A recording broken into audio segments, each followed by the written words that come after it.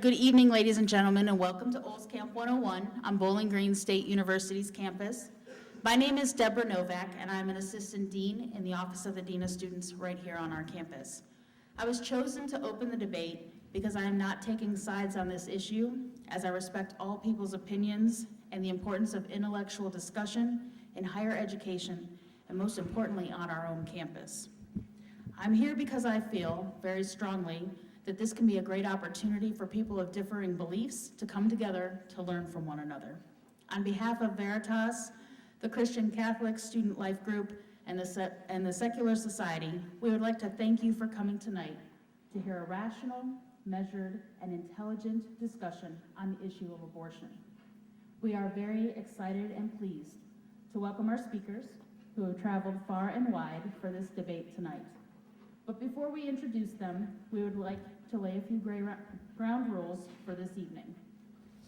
First, this debate is aimed at being a rational discussion, not a rally for either side. The vision for Veritas in discussing this debate was to create an environment where both sides could be heard and the issue of abortion, right or wrong, could be debated. We encourage you as well to be open to both sides of these arguments so that we might find common ground in this debate. We'd ask then, for the flow of the debate, that the audience please refrain from applause, booing, or interrupting either of our presenters. Secondly, the format of the evening will flow as follows. Each speaker will have 15 minutes for an opening statement, followed by 10 minutes for rebuttal. At that point, each speaker will take questions from the audience. At that time, if you do have a question for either of the presenters, we're going to ask that you please come to the left side of this stage walkway, and there'll be members in the audience from the Secular Society or Veritas who will help field those questions, and you'll be directed to a microphone in order to ask those questions. Our speakers will take questions for approximately 20 minutes, and then each will have 5 minutes for a closing statement. We have timekeepers who are with us this evening, so that if one speaker goes over his or her allotted time, they will be deducted that time for their next segment. Next, we have 3 brief announcements. After the debate, there are video cameras set up in the back of the room if you wish to express your opinion about the debate. Our debate will be followed by another event by Veritas this Saturday at 7 p.m. in the multipurpose room. Dr. Priscilla Coleman will present on the psychological effects that abortion has on women.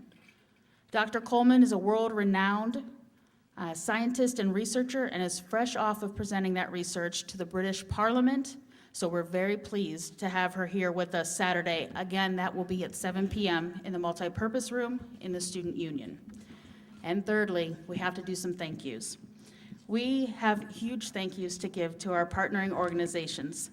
Those include the Secular Society, which was the first and foremost group to step forward and willing to join with Veritas, as well as H2O, the Foundation for Life, Cru, St. Thomas More University Parish, and Catholic Charities.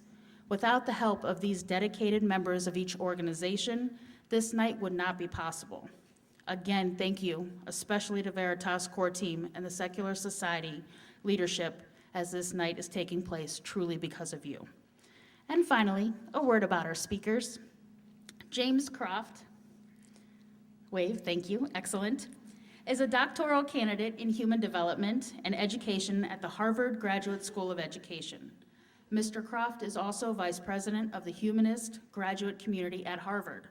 Furthermore, Mr. Croft also holds a Master's in Arts in Education from Harvard and a Master of Arts in Education with Drama and English from the University of Cambridge, graduating with a double first-class degree. He is privileged to have been made a Frank Knox Memorial Fellow, an award offered to those who display future promise of leadership, strength, a keen mind, a balanced judgment, and a devotion to the democratic ideals. James has also been elected a Fellow of the Royal Society for the Encouragement of Arts, Manufacturers, and Commerce, a UK organization committed to finding innovative, practical solutions to today's social challenges and to bringing about a 21st century enlightenment. And then we have Scott Klusendorf. Mr. Klusendorf is the founder and president of the Life Training Institute based out of Atlanta, Georgia. Mr. Klusendorf has debated or lectured to student groups at over 70 colleges and universities, including Stanford, USC, Johns Hopkins, and MIT. Mr. Klusendorf himself is a graduate of UCLA with honors, and he also holds a master's degree in Christian apologetics from Biola University. Prior to launching LTI, Scott served as director of bioethics for Stand to Reason from 1997 to 2004, and was the director of education for Center for Bioethical Reform from 1991 to 1997. Scott is also the author of The Case for Life, Equipping Christians to Engage the Culture, released in March of 2009 by Crossway Books, and he is a native of Los Angeles. He now resides in a suburb of Atlanta, Georgia, with his wife and 4 children. With that, ladies and gentlemen, can we please give a round of applause for our speakers?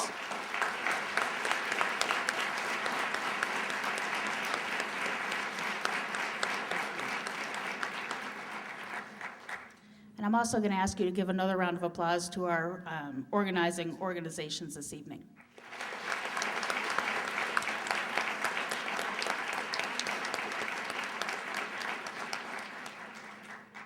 The opening speaker was determined by a coin flip before the presentation started this evening. Mr. James Croft will be the first to present. So Mr. Croft, you may come to the microphone. Thank you so much. Thank you. Yes, thank you so much for that introduction. I feel it sets a rather high bar. I can't really complain because I wrote it. I'm so happy to be here. I found out today that my uncle studied here for his master's degree and met and married his first wife here.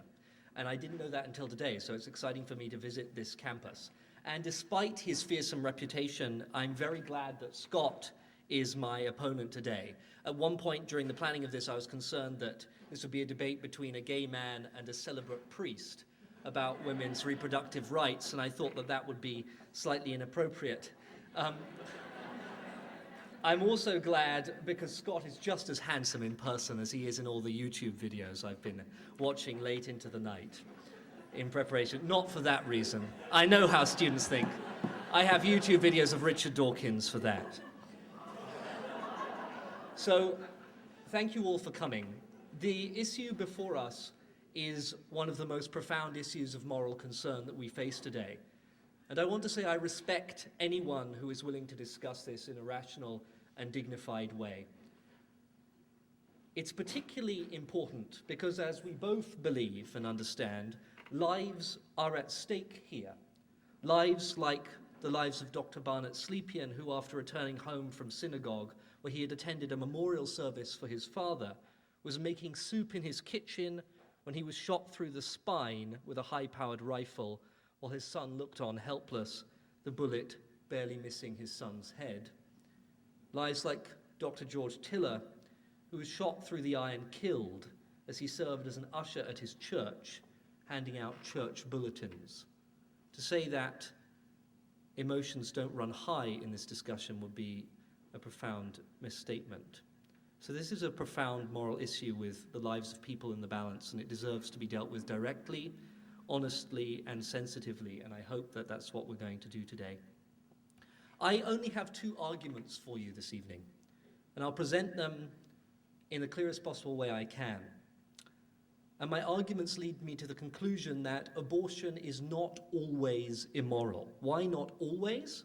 Because I believe, as my argument will explain, that real moral questions are raised by extremely late abortions, post around the 20th week, and I therefore don't seek to defend them tonight.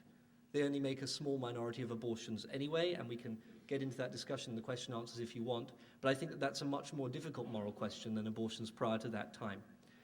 So my 2 arguments are simply these. Firstly, a zygote or a fetus before that time is not a person, and therefore not worthy of the moral consideration that we give to people. And secondly, that women matter. Or put another way, women are definitely people, and their choices and their decisions and their hopes and their dreams are morally significant.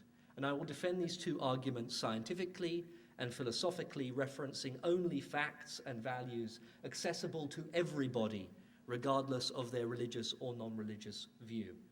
So, the first argument, and we have to do this amazing hand gesture because the machine's not working. A fetus and a zygote is not a person. That's the first image of a person that came up when I Googled.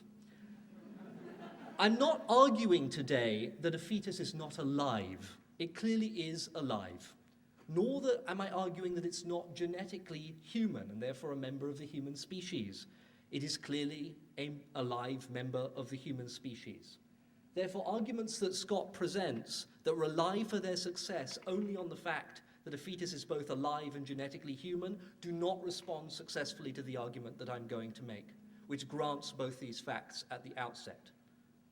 My argument does suggest, and this is where it may be difficult for many people to understand and accept, that it is morally acceptable, even morally required sometimes, to end the life of an organism that is genetically human. And that's because I believe that the relevant moral question here is not, is it human, but is it a person? And that there's a meaningful distinction between those two things. So what do I mean by that distinction? Well, we can, this is going to become, there we go. We can start to untangle what we mean by a person when we consider the instance of identical twins. As philosopher Richard Carrier points out, identical twins share pretty much exactly the same genetic code, the same blueprint for a person. But as anyone who's ever known twins and got them mixed up will know, they do not appreciate being considered the same person. But why not? If the only thing that matters about someone's identity in terms of their personhood is that they're genetically human and alive, then surely identical twins who share the same genetic code are the same people. But they're not the same person. And I think the relevant difference here is a developmental consideration. The fact that they have different personalities, and that the way that they have developed those personalities has shaped their brains differently. And so my fundamental argument is that personhood is based on personality. The clue is in the name. And the fetus does not have a personality before it's developed the biological mechanisms that make us capable of having a personality. And before the 20th week of pregnancy or thereabouts, there are obviously individual differences. The developing organism does not have a complex cerebral cortex of any kind, the one distinguishing feature of human beings over other animals. There's no major central nervous activity equivalent to that of a person. It does not therefore have the hardware required for a human mind to be present. It's unique genetically. It is alive. But there's no individual human there. And it lacks the capacity for a person to exist. This may seem a very odd way of looking at people, but I'm arguing, in fact, that it's not odd at all. It's directly in line with our moral intuitions and how we treat other forms of human organism that are not persons either. The most clear example is the example of brain-dead bodies. A brain-dead body is an individual, a body, a human life. It's still alive, although often kept alive by external means, just like the fetus is kept alive by external means. But there's nothing going on, and there's no capability for anything to be going on in the brain. And people who are declared brain dead cannot legally be killed because they're already legally dead, even though they are clinically alive and human genetically. They are dead in terms of personhood. And that is why we consider it morally acceptable, even morally praiseworthy, to cut up these living human organisms and present their organs to other people to live off. Because people need organs, and living human bodies without people in them do not. And this accepted fact of medical science, that a brain-dead organism is not a person, is common throughout the world. Indeed, such organisms are the main source of organs for organ transplant in Europe. And so I don't think there's anything morally unusual about saying that a living human organism in which there is no mind is not a person and doesn't deserve our moral concern. Let me give you another example. We often treat adults and children differently to each other. But if the only relevant moral characteristics between them are to do with their genetically human status or the fact that they're alive, then we shouldn't really be able to make a moral distinction. But we make that sort of moral distinction all the time. So if we look at the next slide, this is a child in a harness. And we consider it perfectly moral to restrict a child's liberty in this way, even though it's alive and it's human. But the next slide shows us this is a person on a leash, an adult. We don't consider it acceptable to put a person, an adult, on a leash, except, and if we have the next slide, except in the case of consensual activities, in which case it's not only morally acceptable, but delightful. And if the only moral distinctions we're allowed to make between human organisms are based on it being alive and being genetically human, then we have no real explanation for this. But the fact that we treat children and adults morally differently clearly shows that we're capable of making moral distinctions between living human organisms on the basis of their level of development. And to extend this argument further back, we say that the child can be restricted in their liberties in a way that adults cannot, because they're not sufficiently developed to exercise those liberties. And it's a very simple moral step to say that a fetus, having not developed the capability to have even a mind, has even fewer rights than a child does, and therefore we treat it differently. And this is directly in line with our moral intuitions. There's nothing odd about this position. So that's my first argument. To sum it up, we, all these people in this room, far more than simply a collection of human genetic stuff. We are a complex interaction between a structure capable of producing a personality. In humans, that's our complex cerebral cortex that a fetus before 20 weeks doesn't have, and the experiences that that structure undergoes and which are then imprinted upon that structure.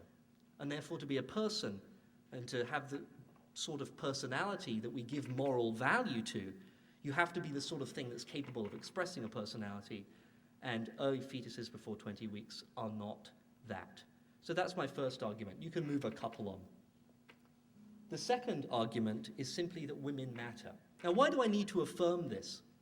I need to affirm this because many of the arguments in this debate, many of the arguments that I've heard Scott use in the videos that I've seen and in his book to support the pro-life case, completely ignore the existence of the pregnant woman. For Scott, in many of the arguments he makes, it seems to me like the mother does not even exist. For example, and we can take the next slide, in a debate last year with Nadine Strossen, Scott said this: if we're talking about a human who had to be acted upon by an outside builder and constructed part by part, then we would have a potential human.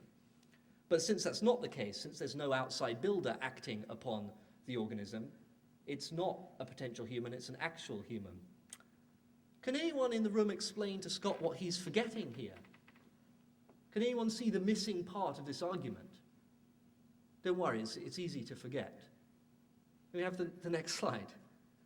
There is an outside builder acting on the organism to sustain its life and to put it together. And that outside builder is a person with the full rights, values, responsibilities of every other person in this room. And many of the arguments Scott presents simply ignore this inconvenient fact. But women are, of course, profoundly impacted by pregnancy. They suffer physical effects. Carrying a fetus to term entails risk, perhaps to their life, during pregnancy and during birth. Significant increases in weight, decreases in mobility, and hundreds of other physical and psychological factors. They face social and economic effects, which could be disastrous: loss of wages during their pregnancy, loss of their job in some countries, financial implications of raising another child that impact the children that they already have, too, who also matter. The fact that without access to these birth control and abortive measures, there is no real equality between men and women. And the fact that their sexual freedom is significantly limited if every time they have sex they have to believe that they give their consent to carry a child to term. And let's not overlook that. Our sexual drive and sexual desires are one of the most significant in our lives. And to radically curtail them for women because we can't tell the difference between a person and a group and a living human organism that doesn't even have a mind, that strikes me as extremely problematic. And to follow Scott's argument to what seems to me its logical conclusion, It means that if a fetus has a serious abnormality and threatens a mother's life, that she should be forced to carry that fetus to term, coerced into that pregnancy. If it's the product of rape or incest, she should be forced to carry that fetus to term. This is, in effect, a rapist's Bill of Rights. All a rapist has to do to assert its right to have a father is impregnate a woman, and then there's nothing that she can say against it.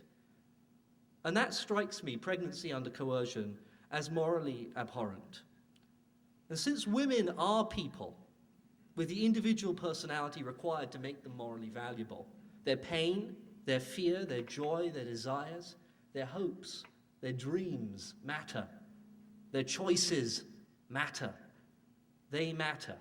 And any full consideration of this moral question must deal with that fact. So that's my case.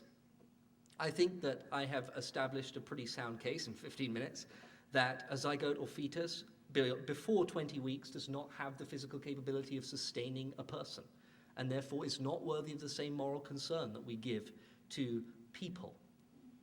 And I hope that I've encouraged you to believe that women do matter, that it is not morally irrelevant that this organism is growing inside a person, that is in fact of the highest moral salience, and we have to deal with that fact honestly. And putting those two arguments together, I conclude quite confidently that there is a strong moral presumption in favor of the legality and morality of abortion before 20 weeks, should a woman choose to stop the development of the organism growing inside her. Abortion is not always immoral. Thank you.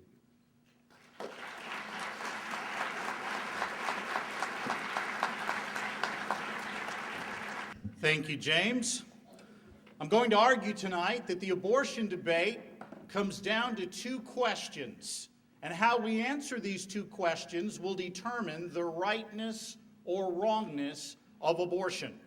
The first question is this: what is the unborn? Abortion kills something that's alive.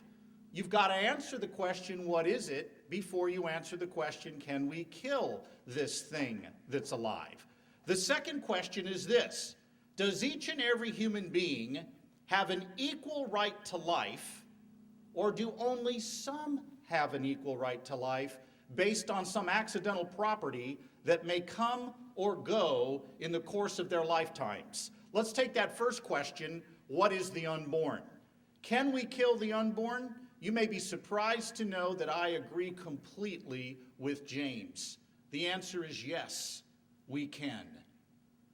If what? If the unborn are not members of the human family. Let me give you an example that will explain this. My friend Greg Kokel says, let's imagine that you're at your kitchen sink one day washing dishes, and your 5-year-old comes in behind you with your back turned while you're scrubbing away there and says to you the following: Daddy or Mommy, can I kill this? For those of you that are skeptical that a 5-year-old boy can ask such a question, let me enlighten you. I have been married for 26 years to the most glorious woman in all of Christendom. We have a son 22 in the U.S. Army, a son 20 in the U.S. Army, a son 15 and a daughter 11. I have personally heard the question, Daddy, can I kill this, many times, and usually he has his brother by the throat when he's asking the question. Daddy, can I kill this? By the way, I don't teach parenting classes, I attend them.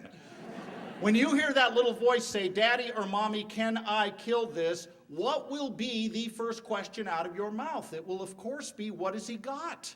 Cockroach, snail, have fun, don't show your mother. Neighbor kitty, whoa. And brother by the throat, you have issues, get counseling.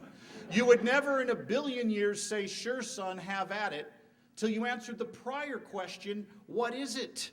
And this is exactly the point that feminist Naomi Wolf put forward in a 1995 New Republic piece entitled Our Bodies, Our Souls, where she argued in that piece that if we're going to have an intellectually honest discussion about abortion, we must answer the question, what is it that's being killed in the act of abortion?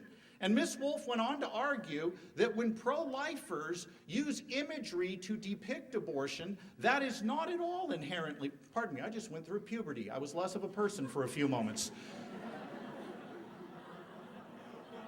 Sorry, I couldn't resist.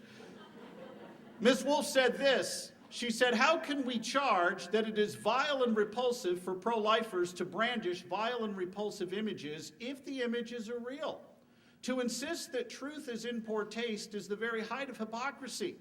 Besides, if these images are often the fact of the matter, and if we then claim that it's offensive for pro-choice women to be confronted with them, then we are making the judgment that women are too inherently weak to face a truth upon which they have to make a grave decision. This view is unworthy of feminism, and I think I think Naomi Wolf is exactly right. I said Virginia, that was my English major popping out at me for a moment there.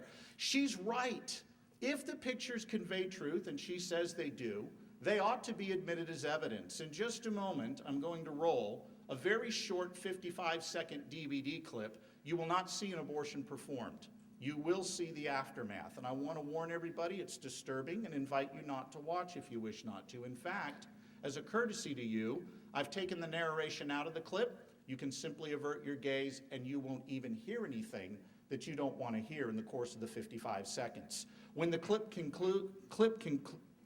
concludes, I will then make a scientific and philosophic case for the pro-life view before we go into our rebuttal speeches. One other thing, if you're here tonight, though I'm not going to make a religious case for the pro-life view, I am going to bring theology into it at this point.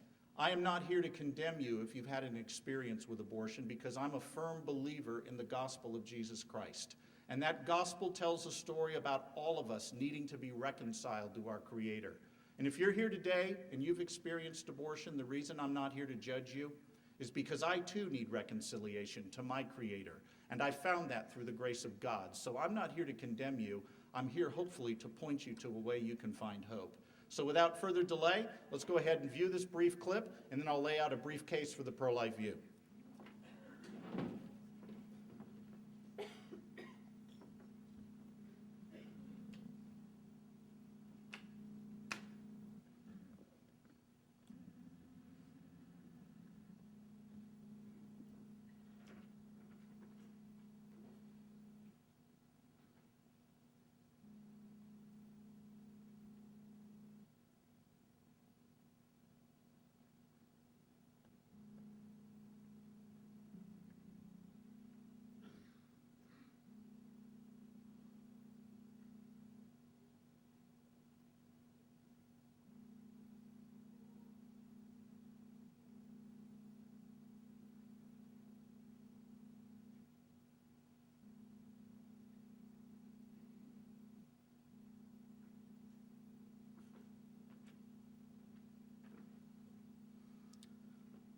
Some might wonder, is it necessary to show something this provocative to make a case? And what Ms. Wolf was arguing is true, that when these images are used, they're not used to manipulate people, they're used to convey truths that words alone can't be used to convey, just like when a professor lectures on the Vietnam War and he uses images of children being napalmed accidentally to make his case about the Vietnam War and the moral facts that follow from it. I argued in my book that the pro-life view can be defended two ways: science and philosophy. Scientifically, pro-lifers argue the following. From the earliest stages of development, you were a distinct, living, and whole human being. You weren't part of another human being, like sperm and egg, or like these skin cells that I am plucking off the back of my hand right now, each of which, by the way, contain my entire DNA encoding, but not one of you thinks I just committed mass homicide by sending several hundred of those puppies hurling to their deaths up here.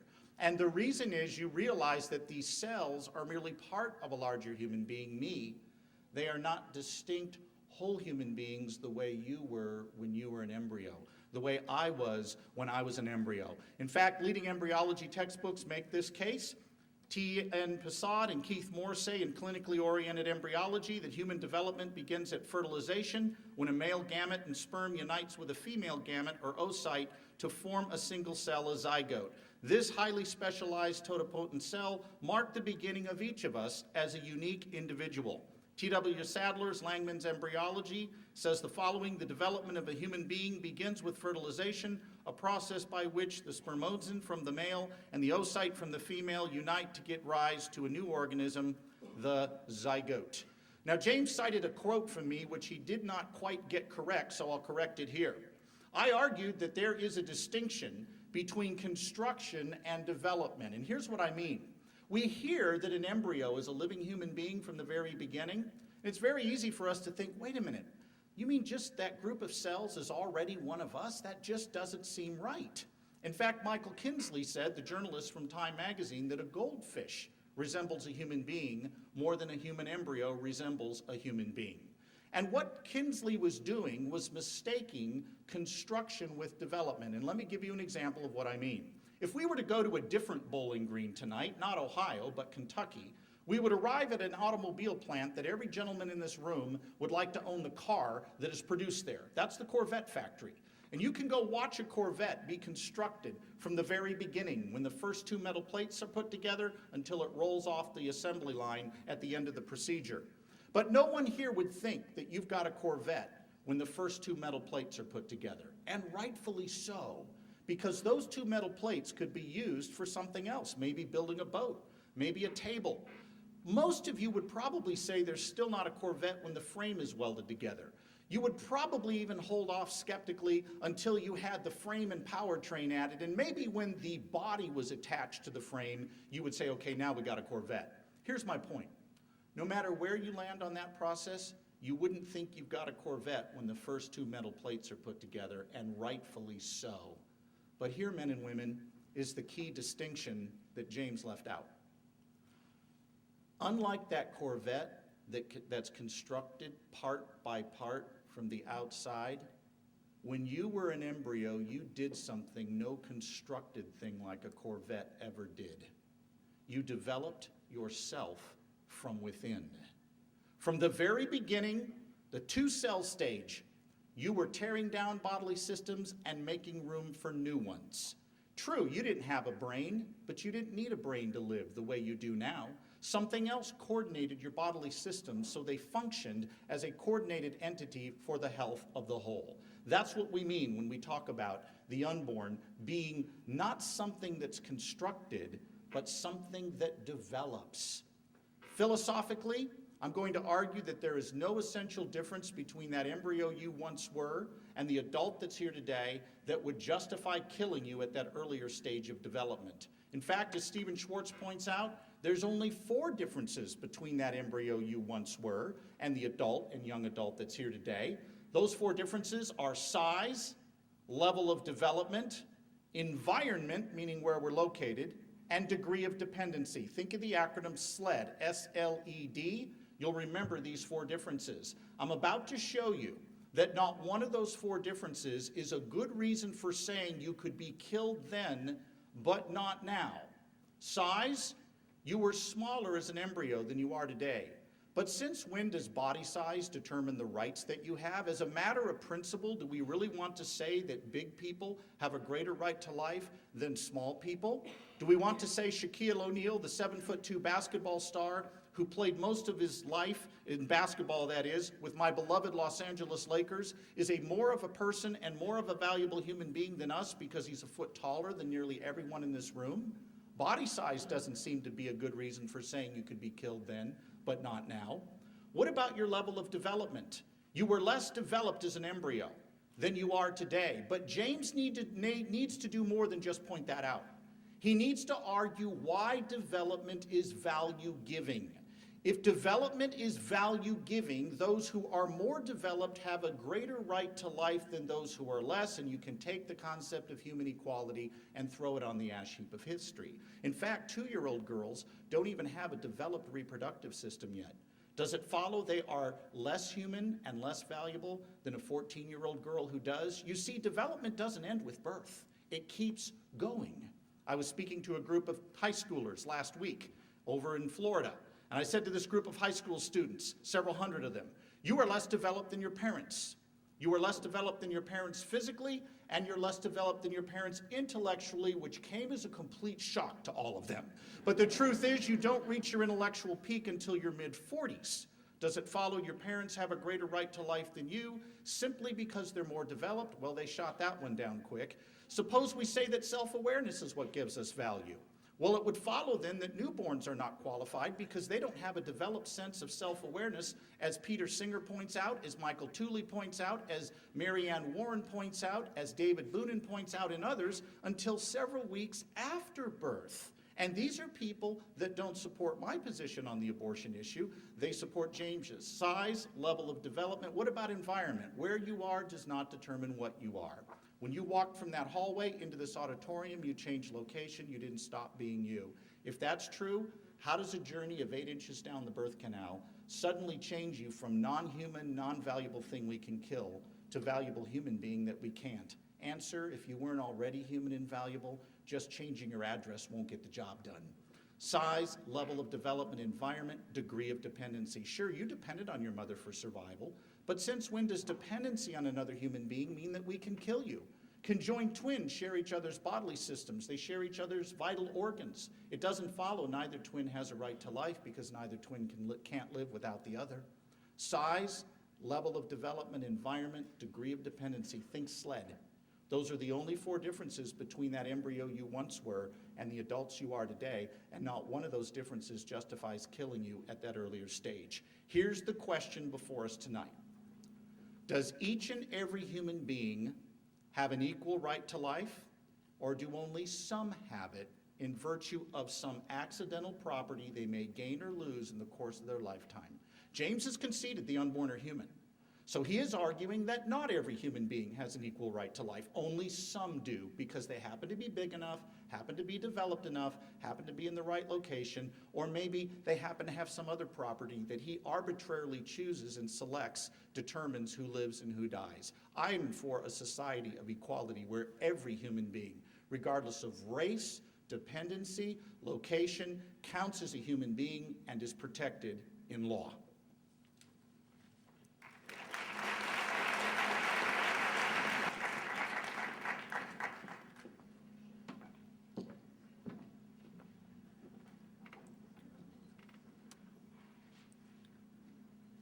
I'm so glad that I finally got to hear the Cockroach Kitty kid story in person. I have heard it so many times, in so many formats over the last couple of months, and I'm excited to hear it in person. I'm really excited because I believe it supports my case. And I believe, indeed, that Scott's argument that he presented here has not addressed the fundamental argument that I presented to you earlier at all.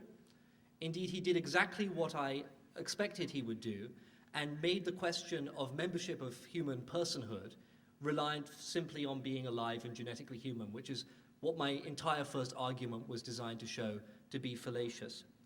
And I'm going to start with that story because I think it shows that even Scott has an inconsistency in his view that demonstrates he's closer to my position than he thinks. So we have Daddy in the kitchen or wherever, and the child comes in and says, "Daddy, can I kill this?" And Scott's response, and I'm quoting now, if it's a cockroach, go ahead, have fun, don't tell your mother.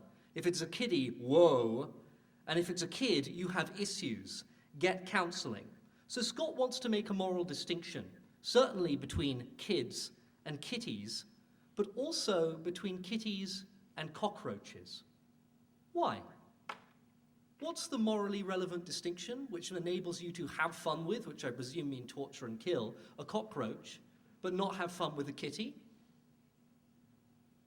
What's the answer to that question? It surely must be something to do with the properties of the different animals. Their different capacities for pain and thought, their different levels of mentation, their ability to have a mind. I can't think of any other explanation that would explain Scott's position on this issue. And if that's the case, if it's okay to kill a cockroach, why is it not okay to kill genetically human organisms that do not even have a brain and therefore cannot feel or think or act even to the level of a cockroach? I think Scott's argument supports my point that morally speaking, we value things for what they can do, for how they feel, how they act. And that takes me to Scott's second argument, although it was barely sketched, which is the argument that my position somehow allows people to make moral distinctions between people, just in the same way I make distinctions between people and not people. Human equality, he says, can go out the window. Now, I feel the sting of this argument because I'm a member of a minority who isn't granted their equality in this country. So I feel very seriously the charge that my position on this issue might legitimate the treatment that I and other people like me receive at the hands of others. But I don't think it's true, and I don't think it's true for two reasons. Just because you make a distinction between people and non-people does not logically commit you to making a distinction between individuals in the category of persons. And secondly, just because certain properties are essential to get you into a category of person, it doesn't mean having more of those properties makes you a more valuable person. So in January, I celebrated my 21st birthday, and if someone was wanting to make a birthday cake for me, they would have to make sure it had the right number of candles. So it would have to fulfill a certain property, it has to have a certain characteristic to be a birthday cake for me, it has to have 21 candles. That doesn't mean that once it has 21 candles, it would be made a better birthday cake by adding more candles. It doesn't mean it would be made a better birthday cake by having candles of a different kind. It simply has to fulfill the criterion, and then it's a member of the relevant class. I know that's philosophical terminology that's a little difficult to get your head around, but all I mean is this. Just because you are capable of establishing criteria which says that this sort of thing is a person, and this sort of thing is not a person, you are not therefore logically required to use those same criteria to then make distinctions between people in terms of their level of equality. That argument simply does not follow, and I therefore reject it. The other point I'd make about Scott's argument is that, again, it did exactly what I predicted, and it erased women from existence. You didn't hear Scott talk once about pregnant mother. You didn't hear him raise any concerns that she might have a say in the matter. Even forewarned that that was one of my arguments, he didn't present any consideration of the fact that this organism is growing inside someone else. In fact, he was as, and I'm sorry to say, contemptuous to claim that the location and degree of dependency of an organism is morally irrelevant. As if the fact that this thing is growing inside some person is completely beside the point. That's its location, isn't it? Isn't that what Scott means by location? The fact it's inside a person? That's what he means by dependency, the fact that it is eating their nutrients to survive? How can that possibly be morally irrelevant? If we are to grant moral value to something like a fetus, which has no brain, no feelings, no future that it can comprehend for itself, then surely we have to grant moral concern to the person in whom this organism is being grown. And Scott's argument literally claims that that's morally irrelevant, that it doesn't matter. And I find that an astonishing claim. I find it a truly offensive claim, that the idea that the location and the degree of dependency of an organism on another person, on a person, is not morally relevant. And just to go back to that L in the SLED analogy, or in the, what's it called? Acronym, there we go.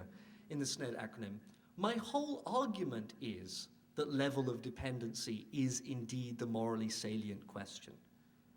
And I support that scientifically by saying to you, which is the generally accepted opinion of the medical community, that a fetus before 20 weeks simply does not have the hardware, just like a brain-dead person does not have the hardware, I should say a brain-dead body, does not have the hardware to sustain a personality, and therefore it is not worthy of our moral concern. And I'm going to come back one more time, since I have a little bit more, to this question about my view establishing hierarchies between people.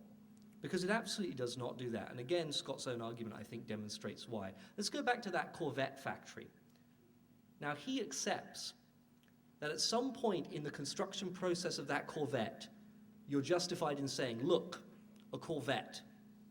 Now, we may disagree slightly on where exactly that is.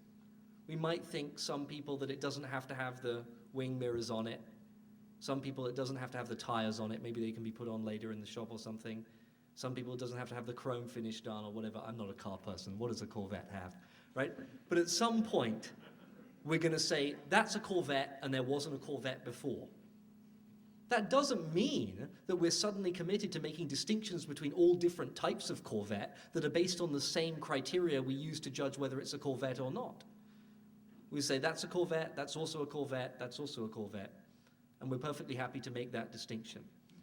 So the idea that my argument logically entails making of some distinctions between people is not true. I don't think it logically follows at all. I want to end my rebuttal with just a series of questions that I think it would be interesting if Scott would address. Because it seems to me that his position is essentially that abortion in all of its forms is the unlawful taking of human life, meaning human personal life, and therefore that sounds to me like murder, or at least unlawful killing. What is he suggesting that we do about this? What is the moral consequence of that view?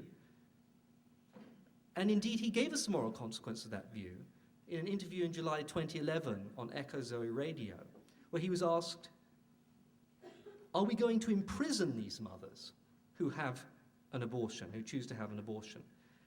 And Scott's answer was rhetorical. This is what he said.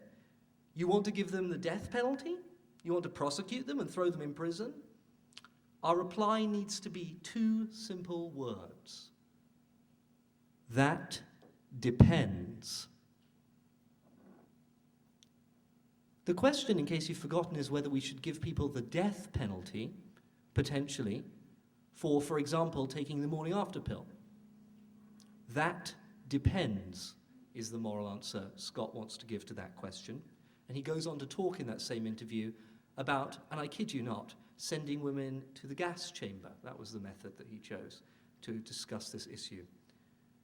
He wants women to stand trial, answering questions from prosecutors regarding their intent, motive, and circumstances of their choice.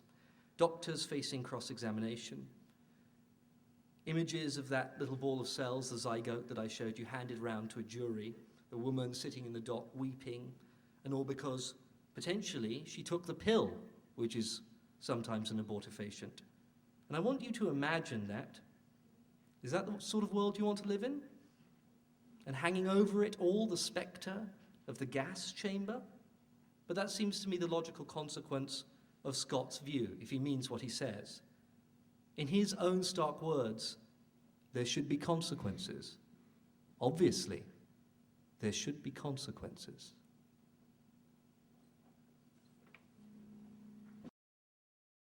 Statement I'll address very quickly. I never said women should be sent to the gas chamber. He completely distorted that interview, which I'm aware of.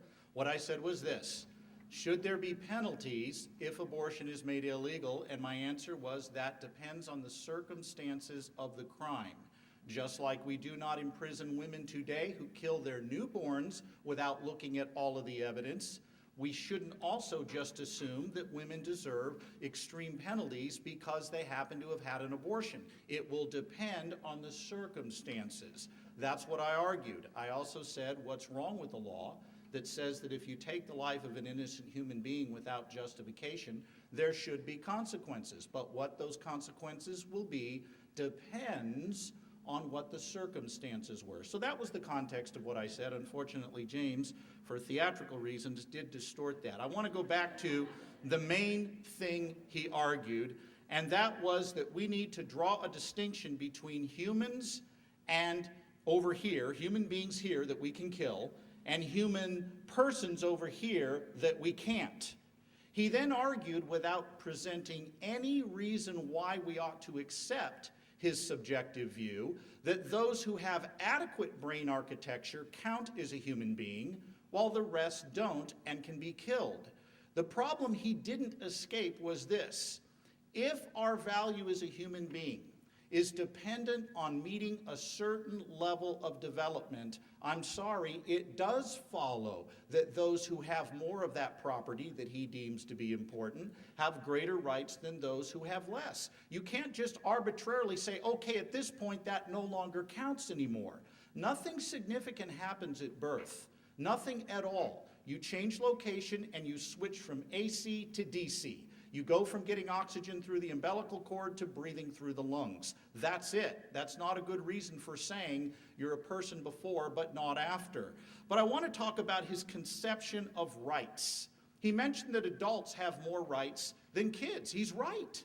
We don't let 2-year-olds drive, and I certainly don't want to appoint a 5-year-old to the philosophy chair at Bowling Green University. But just because we wouldn't ask a fetus to be a philosophy chair or to drive our car, Lord help us, doesn't mean that that fetus can be killed just because we think it doesn't have adequate development. We've got to have a better answer than just it's less developed than us. My 16-year-old sons could not wait to drive when they turned 16. The state wouldn't let them do it. But just because they didn't have a right to drive at 16 didn't mean they didn't have a natural right in virtue of their humanity not to be killed without justification. And the distinction James didn't make with the slides that he put up was the distinction between legal or positive rights that you gain through age or maturity and natural rights that you have simply because you're human. If I were to visit James's home country of England, a country I love to visit, I am not allowed to vote in the next parliamentary election and vote for the Conservative Party even if I want to. The reason is I'm not a British citizen. But just because I'm not allowed to vote in the next British election does not mean I can be killed without warrant anytime I get off the plane at Heathrow. I have a natural right as a human being to live and not be killed in virtue of my humanity. And this is exactly where our founders grounded human rights. They grounded them in something that we all share in common in this room. In fact, go ahead and stare at your neighbor for a minute. Just stare at him. Make him real nervous. Just go ahead and stare at him. Yeah, just give him a stare. All right, here's a question. What makes us equal? It can't be physical appearance because some of us are marred. We've suffered. It can't be athletic ability because some of us are quite the athletic type and others of us, like me at 51, have lost a step on the basketball court.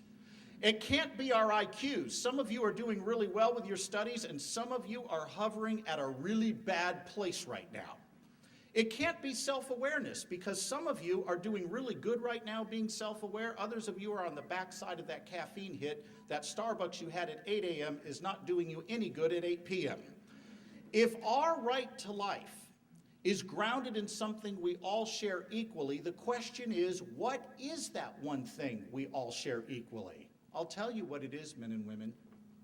We all have the same human nature, and you had that nature from the moment you began to exist. You either have a human nature or you don't. It doesn't come in degrees. And if it's true that development is what gives us our right to life, development doesn't stop with birth. It keeps going. And just because 16-year-olds shouldn't drive doesn't mean younger children have less of a right to life. Think about that slide that James put up on the screen. The one with the leash, you know, the man, the woman, and then before that, the child on the leash. Does he really want to suggest that the child can have less basic fundamental rights simply because he's not as big as the adult, simply because he's less developed and maybe more dependent? These are not good reasons for saying you can be killed. They're not good reasons at all. Regarding the Corvette analogy, I think James missed it. My point was this: you do something as an embryo that no constructed thing like a Corvette does. Corvettes are rightly put together piece by piece from the outside, and they don't exist until you get the whole thing there. In fact, if you change a part on a Corvette, you technically don't have the same car that rolled off the assembly line. But you could lose parts and gain them and still remain you. If you lose an arm, you're still you. Unlike the Corvette that loses a part and then we change it, it technically isn't the same car that rolled off the assembly line. It's got a little bit different part construction. But you developed from within, which says you're the same being now as you were then. Here's the big debate. Remember what James conceded. He concedes and agrees with me, the unborn are human. He agrees with it. That debate's over. Now the question is this: does each and every human being have an equal right to life? James says no, I say yes. I say we have that right to life not based on something like size, our level of development, our environment, or our degree of dependency. We have that equal right to life because we share the same common human nature. And you had it from the moment you began to exist. A couple of other points that I want to clear up. James mentioned brain dead people being parallel to the fetus. This is completely wrong-headed, and let me explain why. We don't call human beings brain dead because they're human beings who are no longer persons. We call them dead because they're no longer living organisms. Brain death is defined very precisely. You died in the sense that you've had an irreversible loss of the body's ability to function as a coordinated whole. When a person dies, there are living cells on the body, but they're not talking to each other anymore. There's been an irreversible loss of that coordination. So the question is this: has the embryo suffered an irreversible loss? Not at all. The embryo doesn't need a brain to live like you do. Something else, as I said earlier, coordinates its bodily systems so that it functions, as Dr. Maureen Kondik, a neuroscientist at the University of Utah, points out, so that that embryo functions as a coordinated whole. That embryo at the earliest stages of development is not like just a clump of cells. Those cells are integrated into promoting the growth of that one single entity, the embryo. That's the difference between a clump of cells, or a brain-dead person even, and the living human embryo that you all once were. So men and women, let me again put before you the debate. It's about this one question: does each and every human being have an equal right to life? Or do only some have it because you happen to meet a standard that James and others like him say you must meet in order to count?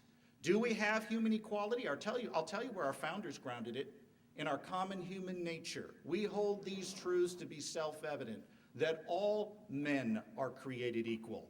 All humans have basic rights because of the kind of thing they are, not because of some function they can perform, not because of some property that may come and go within the course of their lives. I want equal rights for all women, born and unborn, not just some women. Thank you very much. Thank you very much, gentlemen. At this time, we will take questions from the audience. Just a reminder to everybody, though, out in the audience, please no applause, booing. Also, if you do have cell phones or electronic devices with you this evening, please make sure that those are turned off or set to manner mode so they're not disturbing people around you. All right. With that said, if you do have questions, please step to this side of the room. And we will start with a question from Mr. Croft first. As a reminder, each question and its response will have a maximum of 5 minutes, and our timekeepers will utilize that timekeeping piece. For James. Wait, which one's James? Okay, my question's for the pro-life side. So I too am a parent. I have a 3-year-old son at home. Flesh of my flesh, blood of my blood, fruits of my womb. Love him dearly. Unfortunately, if tomorrow something were to happen to my 3-year-old son and suddenly he needed my blood, my organs, he needed my body, I'm the only person that could give it to him, to sustain his very life. No court in this land could compel me to give of my body. He would have absolutely no right to use my body without my consent, even to save his life. So why would we give zygotes, blastocysts, embryos, fetuses, rights that we don't give to any living, breathing, sentient, born person? That no person on the face of the planet has the right to use another person's body without their consent. So why would we give it to this group? Thank you for your question. In fact, that was brought up in an essay, 1971 essay by Judith Jarvis Thompson called Unplugging the Violinist, where she makes essentially the same point you're making right here. Here's the essential difference. Abortion is much more than withholding support. It's actively killing another human being through dismemberment, poisoning, or the like. According to Thompson's analogy, I not only have the right to remove an unwelcome guest from my property, I have a right to use lethal force against him to get him out, which would mean if I find an innocent, unwelcome guest on my property, I not only have the right to withhold my support, I have the right to dismember him, cut him up, and throw his parts in the garbage. Calling abortion merely the withholding of support is kind of like withdrawing or as my friend Frank Beckwith says, I should point out, calling abortion merely the withholding of support is kind of like suffocating someone with a pillow and calling it the withdrawing of oxygen. Something more is going on than just withholding support. For Thompson's argument to work, we'd have to show that the parallels of being hooked up to a stranger, in her case a violinist, are identical to the mother being hooked up to her own child. Do we really think a mother has no more duty to her own child than she does a stranger hooked up to her? The other thing is this. In the case of what you described, I'm with you. You're right. The courts are not going to force you to give your blood to sustain your daughter, but they're not going to let you slit your daughter's throat either. An abortion is much more, as I said, than merely withholding support. You may choose not to act in such a way to benefit someone, but you don't have a right to make them worse off than they would have been had you not acted upon them. And that legal precedent would hold up in a court of law. So I think Thompson's argument doesn't work as a good parallel to a woman being hooked up to her own child. I think all I would say in response to that is that I want the audience here to be very, very, very careful whenever Scott says the words human being, and think in your mind precisely what he is describing, because his whole argument rests upon you aligning two very different things in your head. A person like you and me, and a group of living human cells, a living human organism that has none of the valuable characteristics that we associate with personhood. And I think that every time the words human being are spoken here, we need to be very precise about what we mean, because this debate essentially, in my view, hinges on that question added to the question, the absolutely vitally important question of women's rights and their undeniable and central physical and moral role in the creation and sustaining of this new life.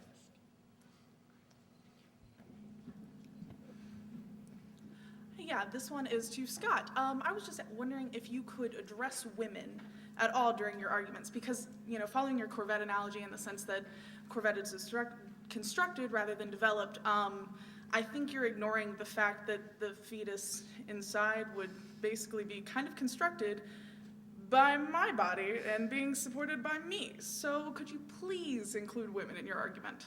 Thanks. Which women would you like me to include? The ones that are born or the unborn, or both? I think it was implicit in my question that the one that is helping the fetus grow.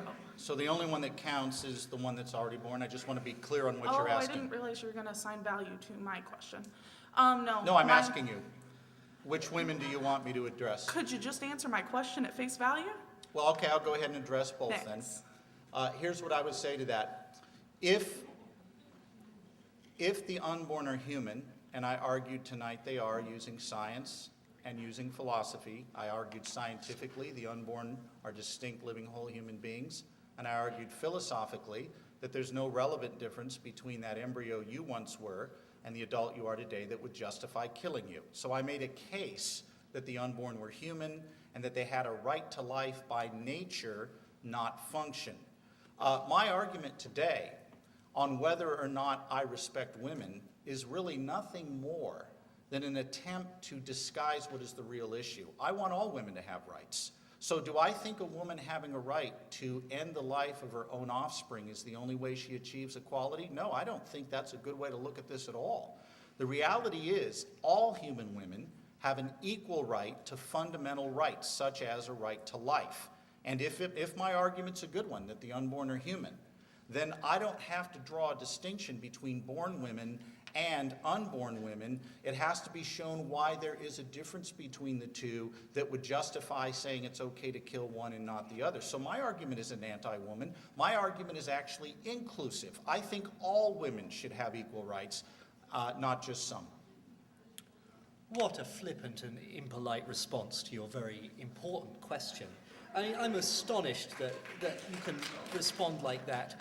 Obviously, the young lady was asking about her potential role in the creation of a child. And I find this, I want to give another example of the extraordinary disrespect that has been shown to women this evening. The description of birth, ladies and gentlemen, that was provided by Scott was these exact words: a journey of 8 inches down the birth canal. That's what birth is for him. He said this again and again and again in debates I've seen all over the country. And he went on to say that nothing significant happens at birth. I find this an astonishing view in even someone who takes Scott's position that an unborn fetus without a brain, without any of the valuable capabilities that we assign to people, might be morally valuable. Even if you take that view, I would still think you would have the dignity and respect to accept that a woman also is morally significant and valuable and has some say in the matter. If, for example, this fetus was killing her, if, for example, this fetus was the product of rape, you might think that this would be part of his response to a question like that. But instead, we get this extraordinary evasion by which it is not allowed to be mentioned that this organism only exists because a person is allowing it to exist and is supporting its development with their own flesh and blood. I find that it makes me extraordinarily angry, and I apologize for my emotional response, but it was I find that an impolite response to the question. Before the next question, I just want to remind everyone present that applause and things like that, we're going to refrain from doing those pieces. Thank you. Your question. Both speakers, to some extent, have asked us to understand fetuses by comparing them to things that are not the same as fetuses. So comparing them to newborns, to corvettes, to violinists, brain-dead people, and so forth. But it seems to me that from a common sense point of view, no matter what your religion or your philosophical background, it's clear that the relationship between a fetus and a pregnant woman is different than other things. I mean, it's like apples and oranges. It's not the same as some other kind of relationship. So given that obvious difference, why wouldn't it make sense for us to have different legal and moral standards related to how a woman treats her fetus compared to these other things, which are very different from the issue at hand? Who's your question addressed to? I'll start with you. I'll start with you, Scott. Well, actually, since I took the first two, I'm happy Okay. to Right, speak fine. now. So I hope that the second plank of my argument was an attempt to address exactly questions like this. And I do not believe, and I may be in disagreement with some of the people in the audience on my side of this debate here, I do not believe that a strong bodily rights argument is entirely conclusive in this debate. I do think there is a legitimate question about the nature of the unborn organism. I think that that's a relevant moral question. But what I want to assert absolutely without any doubt, what I want to point out again is I still don't think Scott has responded to adequately, is that so too is an essential moral question, the status and choice of the woman. And so only, as I said in my opening remarks, only an account of this phenomenon that takes into the balance both sides of the equation will be morally adequate to represent what's really going on. And the only arguments I've heard from Scott so far take into account this unborn organism and not at all the woman that constructs it, who might well have a very, very, very personal relationship with it. How could they not? I think that's all I have to say on it. You know, James, I find it absolutely preposterous that you suggest that the only way I can show care for women is to suggest they have the right to kill their unborn offspring. I find that absolutely undignified on your part, and it's not accurate, and it's intellectually dishonest. The reality is here that if the unborn are not human, And if humans do not have an equal right to life, I'm with James. We are not debating here choice versus anti-choice in a strict sense. Because I agree, if the unborn are not human, there should be no restrictions on abortion. But the idea that the only way I can show concern for a woman is to grant her the right to kill her unborn offspring without justification is not a fair way to frame this debate tonight, and I don't think we should frame it that way. What we need to do is look at this question. Is the reason being given for killing this human fetus a good reason? If the unborn aren't human, we don't need a reason. No justification is necessary. Have the abortion. If the unborn are human, though, we need to ask the question, would this reason work as a good justification for killing another human being? Do we kill other humans because they're the wrong size, the wrong level of development, in the wrong location, or too dependent? If not, if the unborn are human, and James says they are, why should the unborn be killed for those reasons, any more than we'd kill a 2-year-old for those reasons? That's the debate that's in front of us tonight. Not a question of which position is pro-choice and which one is anti-choice. Now, something I do need to correct here. James made the point a moment ago, agreeing with the questioner, that the unborn are constructed by the woman. That is simply false biologically. The woman's body does not construct the unborn. The unborn internally develops itself from within. And I cited embryology textbooks in my opening remarks to make that case. Now, I could be wrong about that, but you can't refute my argument by simply saying an alternative explanation. You would need to bring scientific evidence to the table to show that the evidence I presented was false. That has not been done tonight. In the same way, James has not demonstrated tonight why size, level of development, environment, or degree of dependency truly matter as a reason for saying you could be killed then, but not now.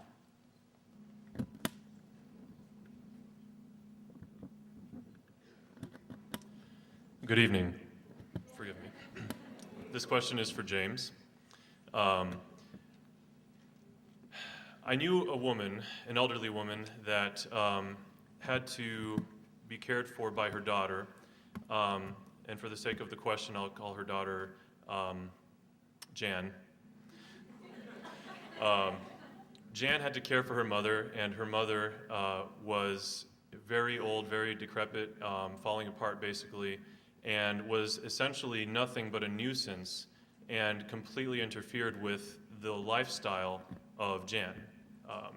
Jan's life completely was essentially in servitude during the time until her mother died to her mother, and in all ways her mother was dependent on her.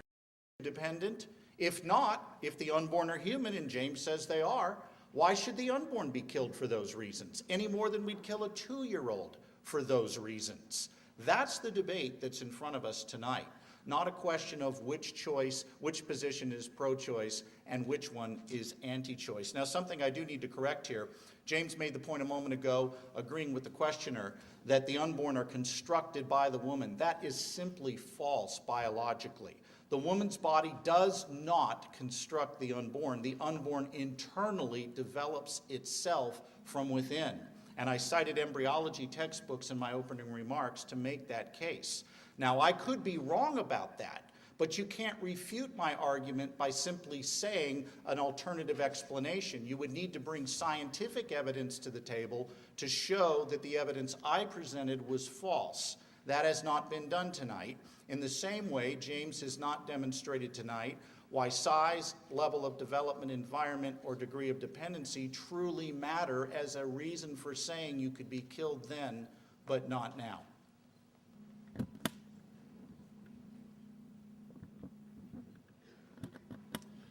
Good evening. Forgive me. This question is for James. I knew a woman, an elderly woman, that had to be cared for by her daughter. And for the sake of the question, I'll call her daughter Jan.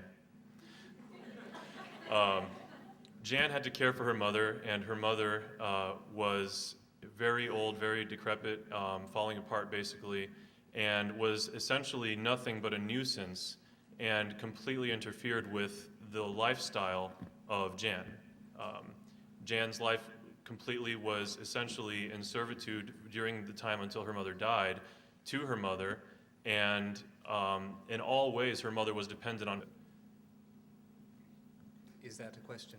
I would like a response to that statement. Certainly. I think that if that is what you believe my position to be, I must have done an extraordinarily poor job Apparently. of explaining my position. Because my Apparently position, so. my position is not, my position is not that a person who is dependent entirely for their existence on another person can be killed or eradicated. I've been very clear that we cannot kill persons. And if at some point I'm going to take the bull by the horns, you present me with a difficult challenge, and I'm going to go where you think I might be going to go to show my, let's say, intellectual integrity in this matter. If at some point Jan's, was it grandmother, mother? Mother. Jan's mother, her brain deteriorates to the point where she is brain dead, then I would say that even if the body is still alive, Jan's mother is no longer alive. That She the had person Alzheimer's. Yes, and at a certain point, I think when it's progressed to a point where you have nothing but a shell, then that is no longer a person. And many people do make that moral judgment. So many And times that mental deterioration is not overnight, it's progressive. So how do you determine when that time arrives? I'm going to try and answer that question because I think it's an important question. I think it's an extraordinarily difficult question. And I think it's a question of drawing the line. And that's exactly what I think about abortion too. I think it's an extraordinarily difficult question and a question of drawing the line as to when the correct neural structures have been laid down. So for me, my position is entirely consistent. Either something has the correct capability, the capability to sustain a person, the hardware, if you like, or it doesn't. That's a scientific question. Drawing that line is extremely difficult, but a fetus before 20 weeks definitely doesn't have it, and brain-dead people definitely don't have it. So now we're arguing about the line. And if you're arguing about the line, you grant my position on abortion. I hope you gathered the language that was just spoken. You must have the correct neurological structures. Correct according to whom? James? Or maybe there could be a better way to secure human rights that doesn't rely on someone's subjective whims of the moment? I would like to suggest something better. You have a right to life because you're one of us. You share that common human nature and you share it equally, and we don't have to ask the question, have you met our standard before we decide that we're not going to kill you? Now, James did make, during the course of his remarks, quite a bit about dependency on another human being decisive. In fact, in his last statement, he said that location and dependency were key. So for him to back away from it now is a little bit surprising to me, but I think we can think of another analogy here. I'm a Walking Dead fan. I don't know if you've seen that series, but it's quite interesting. If you're into zombies, it's the best. In the opening episode, Sheriff Grimes is found alone in a hospital and he escapes from the zombie apocalypse. But suppose there was a doctor there caring for him while all the other medical staff had left and his life was dependent solely on that doctor. Would it follow that whether he lives or dies can be determined by the doctor simply because Sheriff Grimes depends totally on him for his survival? That doesn't seem to follow at all. The fact that the fetus depends on the mother is not a good reason for saying the fetus can be killed. Now, if it's true that the mother is facing a life-threatening risk like ectopic pregnancy, then in that case, if you don't intervene medically, you lose both mother and child. In that case, what's the greatest moral good we can do? Do nothing and lose two people, or act in such a way that we save one life, even though the unintended and unavoidable result is the death of the embryo. You save the life of the mother, even though there's an unintended result. This no way justifies abortion for all 9 months for any reason, any more than saying it's okay to get rid of all traffic laws because you might have to run a red light rushing a loved one to the hospital. Okay.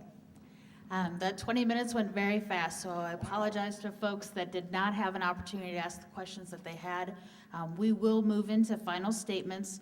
James, you will have, each of the speakers were originally allotted 5 minutes for their closing statement. James, you used an extra minute in your rebuttal, so you'll have 4 minutes in your closing statement. I've verified that with my timekeepers. That's cool. I'm not complaining. All right, come on up.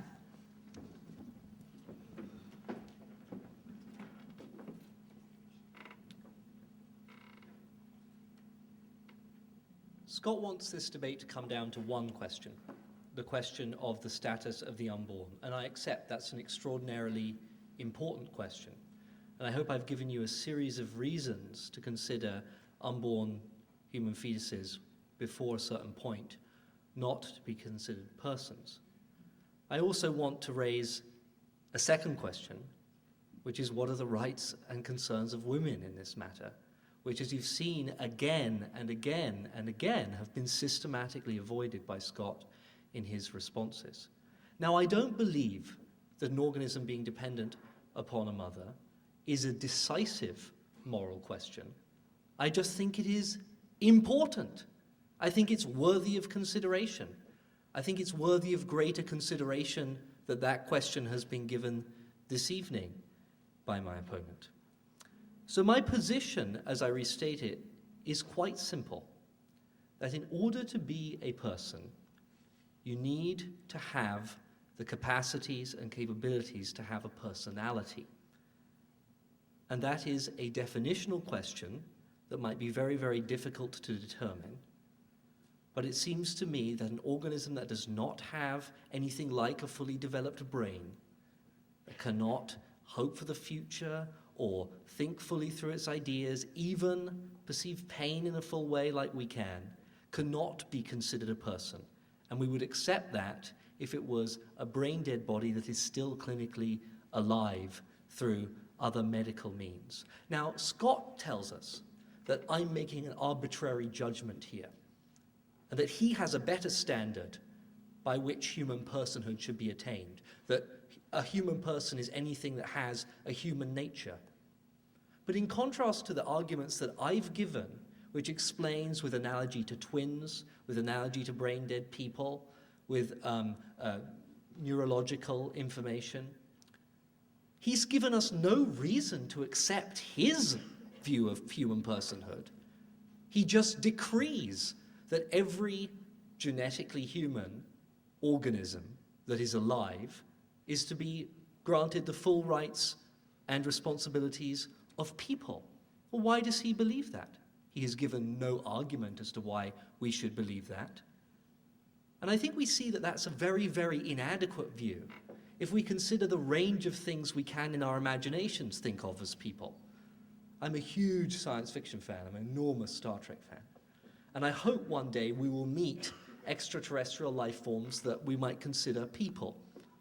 But they won't be genetically human. Sure, they'll be alive. They won't be members of the human family. They won't presumably have a human nature. They'll have some other form of nature. But is it impossible to believe that they might not have personhood? That characteristic that we have of being people that makes us morally valuable? Scott's argument has no answer to that question. Just it has no answer to the question of why morally we treat children differently, although not abhorrently, to the way we treat adults. He didn't address the question also of why he thinks it's right to kill or have fun with a cockroach, but not a kitten.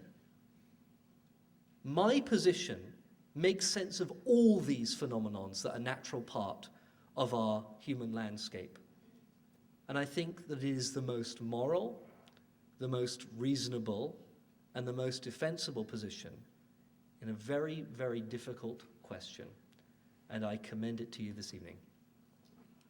Species membership does indeed matter. Now, James mentioned something about space aliens being persons, and I would agree with him.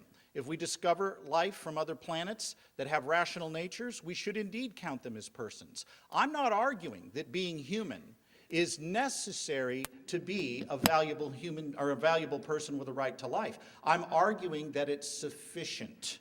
And he did not make that distinction. He overlooked it entirely.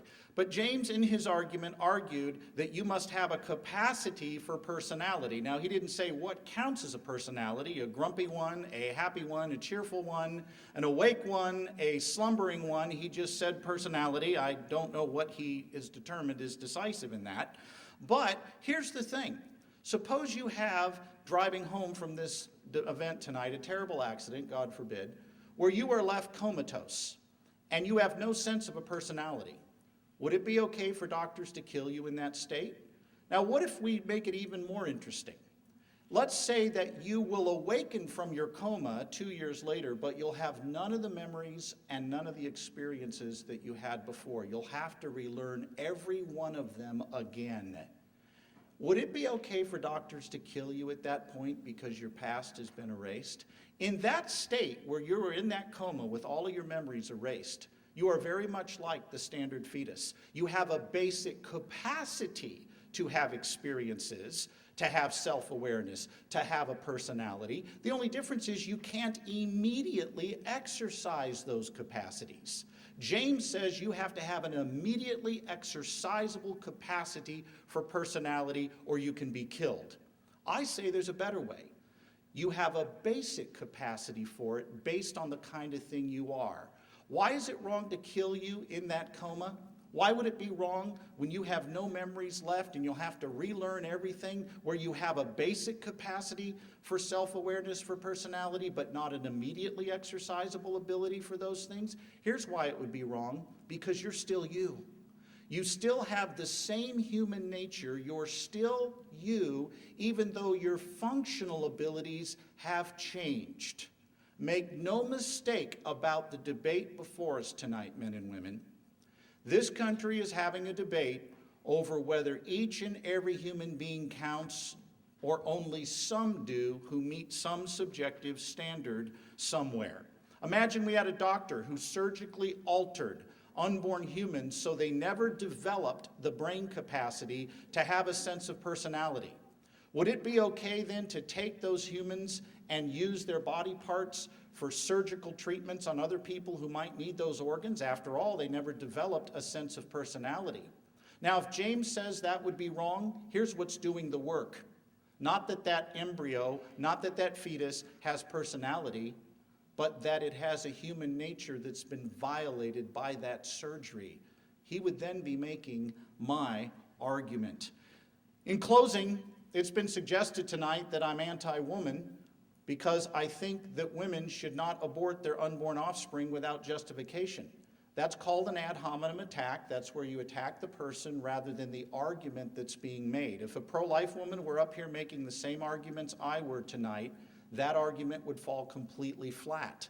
Arguments don't have gender, people do. And since pro-life women use the same exact arguments I do, it won't do any good to determine if I'm a mean fellow because I think that unborn offspring shouldn't be killed without justification. That simply isn't going to do the trick. In closing, I would say this. We have a responsibility as a nation to decide what kind of people we will be.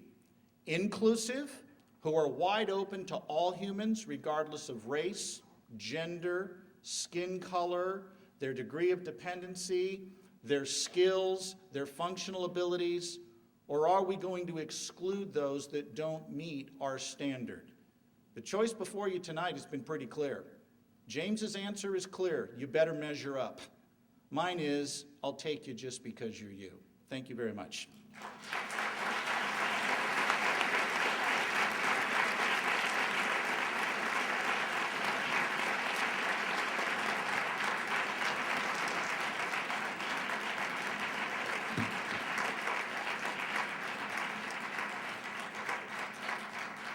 It's amazing how quickly an hour and a half can go. With that said, ladies and gentlemen, we sincerely thank each of you for being here, the folks that had the opportunity to ask questions this evening, and most particularly our speakers and coordinating organizations this evening. I would like to remind you that there are video cameras in the back of the room if you'd like to provide some opportunities in your voice about your opinion of the debate or anything that stirred emotion for you this evening. There are also opinion cards that you can complete in the back of the room as well.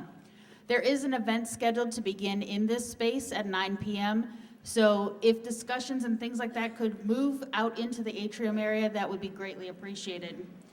I also want to remind folks that Saturday in the multipurpose room at 7 p.m., come join us to hear Dr. Priscilla Coleman's presentation on the psychological effects of abortion. Thank you so much for attending this evening.